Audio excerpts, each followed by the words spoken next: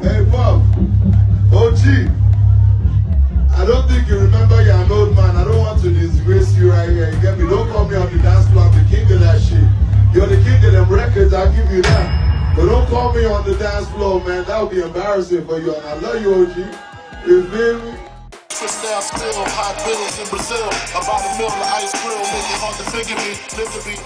Ukizungumzia sherehe za kifahari, pati kubwa zisizosahaulika ambazo ziliunda historia, jina moja tu linakuja akilini: Diddy, yani Diddy Parties. Tangu mwishoni mwa miaka ya 90 hadi sasa, Sean Diddy Combs ameandaa baadhi ya matukio, sherehe kubwa zaidi za kihistoria katika tasnia ya muziki. Mtazamaji wa Mbanga TV, kama unavyofahamu, nguli huyu bado ameshikiliwa kwa kesi na mashtaka ya sex trafficking, racketeering pamoja na mashtaka mengine ya unyanyasaji dhidi ya wanawake. Kama tunavyofahamu pia, issue nyingi sana zimetrend mitandaoni, video nyingi sana ambazo zinahusiana na party ambazo pia walikuwa wanaziita freak offs, ambazo bwana, party hizi ni party ambazo ndani zina starehe nyingi, ufahari mwingi sana, setup yenyewe ni tofauti. Yani imagine kwa mfano mwaka wa 98 unatumiwa video kama hii hapa ambayo watu wana dance, wana have fun, na kipindi hicho teknolojia iko chini na vitu kama hivyo ambavyo si vya kawaida, lakini kwa msanii Diddy, kwake yeye ilikuwa ni issue ya kawaida sana. Yeye bwana ameshakuwa akialika wasanii wakubwa sana katika tasnia ya muziki wa hip hop,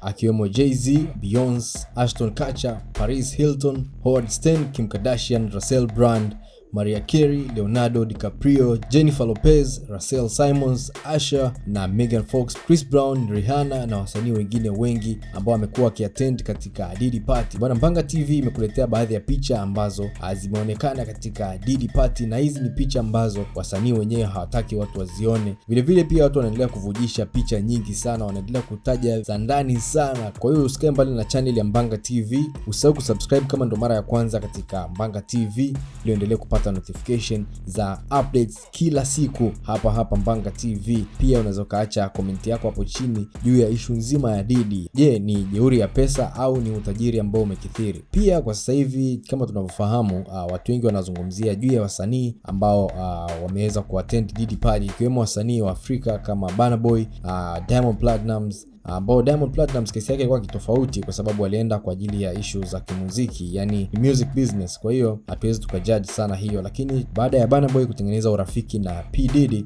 Burna Boy ameshoot career yake sana, na vile vile pia wameweza kuonekana sana kwenye spotlight. Kuna wasanii wengine wengi, lakini tazama picha hizi hapa, alafu tukutane kwenye video ijayo. Nitakupa more updates kuhusiana na Diddy na issue nzima ambayo inaendelea juu ya scandal za wasanii. I'm out.